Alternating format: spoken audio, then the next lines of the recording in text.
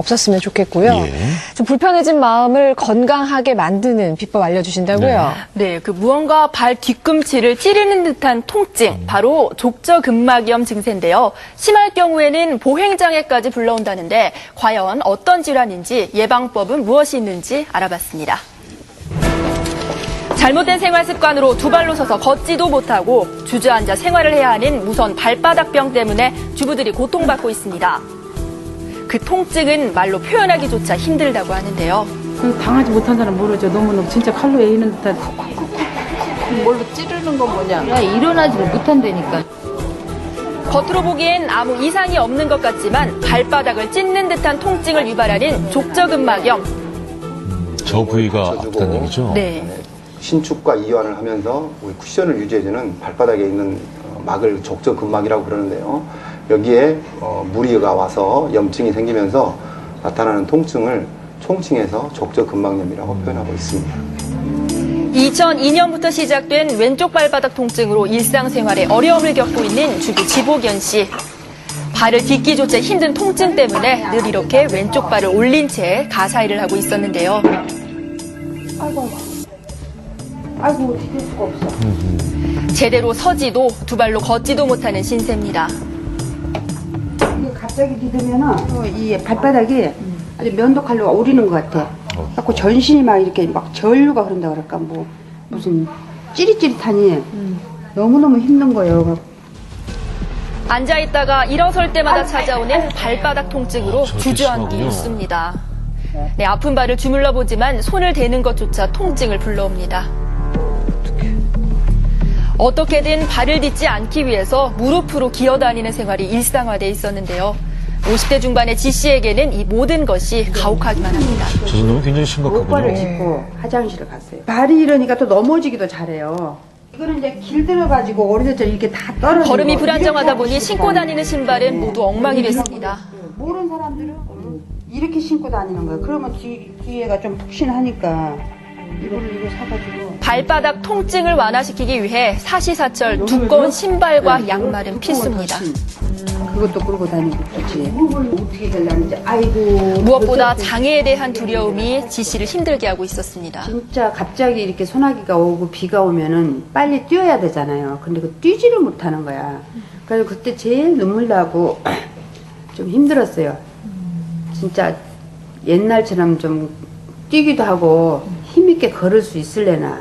전혀 그런 가망이 안 보였거든. 족저근막염은 보통 발을 많이 사용하는 운동선수에게 발병하는 질환으로 생각돼 왔는데요. 최근에는 병원을 찾는 40, 50대 주부 환자들이 늘고 있다고 합니다. 젊으셨을 때 탄성이 좋았던 족저근막이 고 연세가 되시면서 탄력이 떨어지게 되고 그 섬유화가 진행을 하게 됩니다. 또 생활 습관상에 걸레질을 하신다던가 무릎 꿇고 일을 하시면서 과도하게 그 족저근막이 스트레칭이 되면서 무리가 가서 생기는 경우가 많이 있습니다. 2달 전부터 통증이 심해져 병원 치료를 받고 있는 50대 김길자 주부. 평소 통증을 단순한 피로로 여기고 넘겼던 것이 화근이었습니다. 걸을 때마다 찾아오는 고통에 한 발 한 발 내딛는 것이 고역인데요. 특히 아침에 자고 일어나면 그 첫 발을 내디딜 때 더 아파요. 진땀을 빼며 겨우 찾은 병원, 치료를 받는 것도 쉬운 일이 아닙니다. 만성 염증으로 손상된 족저근막이 움직일 때마다 느껴지는 극심한 고통. 왜 이제야 병원을 찾았나 후회가 됩니다. 게다가 족저근막염 치료가 늦어질 경우 보시는 것처럼 발 뒤꿈치 뼈가 돌출되는 변형까지 불러올 수 있다는데요. 통증이 더 가중된다고 합니다. 김 씨처럼 대부분의 40, 50대 주부들은 통증을 별로 대수롭지 않게 여겨 병을 키우고 있었는데요. 적어도 한 1년 정도는 조금씩 통증을 느끼셨을 텐데 느낄 수가 있겠죠. 그거를 무시하고 지나셨을 거라고 그런 말씀을 하시더라고. 여기가 족저근막염은 오랜 방치로 인한 합병증이 무서운 질환 중 하나입니다. 약간 틀어질 수가 있고요. 허리까지 통증이 미치다가 아주 심한 경우에는 목 쪽까지 타고 올라가는 경우도 있다. 이렇게 되면 전신에 굉장히 피로감을 느끼면서 통증을 호소하는 경우가 발생하게 됩니다.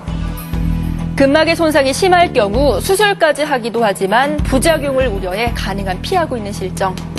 시간이 오래 걸리더라도 비교적 안전한 비수술적 치료를 권하고 있었습니다. 변성된 조직을 파괴를 해서 충격파를 통해서 파괴를 해서 새살이 돋게끔 하는 그러한 치료가 되겠습니다. 네, 주목하십시오. 족저근막염 조기 진단과 예방법. 통증이 있고요. 우리가 걸을 때, 이 발바닥이 스트레칭 될 때 더 통증이 심해지게 됩니다. 그런 증상이 보이면은 빨리 병원에 찾아서 그 원인이 뭔지 또 거기에 맞는 적절한 치료를 하시는 게 무엇보다 중요할 것 같습니다. 가장 효과적인 예방치료법은 바로 스트레칭이라고 합니다. 아킬레스건과 족저근막을 강화하는 게 최고라고 하는데요. 보시는 것처럼 수건을 이용한 스트레칭은 혈액순환을 돕는 데 탁월합니다. 또 캔이나 봉을 바닥에 놓고 굴리는 발바닥 마사지도 근육 강화와 혈액순환이 좋다고 합니다. 네, 이미 발바닥 통증이 시작되셨다면 자리에서 일어설 때 곧바로 발을 딛는 것은 금물. 일어서기 전 발목 스트레칭만 해주어도 통증 완화에 큰 도움이 된다고 하니 잊지 마시길 바랍니다. 적당한 거리를 편한 신발을 신고 걸으셔야 돼요. 바른 자세로 굽이 낮고 볼이 넓고 푹신푹신한 신발이 예방에 도움이 될 수 있어요. 네, 2011년 새해 스트레칭으로 발 건강 꼭 챙기시길 바랍니다. 한 1년에 걸쳐 진행된다고 하니까 조금 통증이 있으면 예, 좀 바로. 살펴봐야겠군요.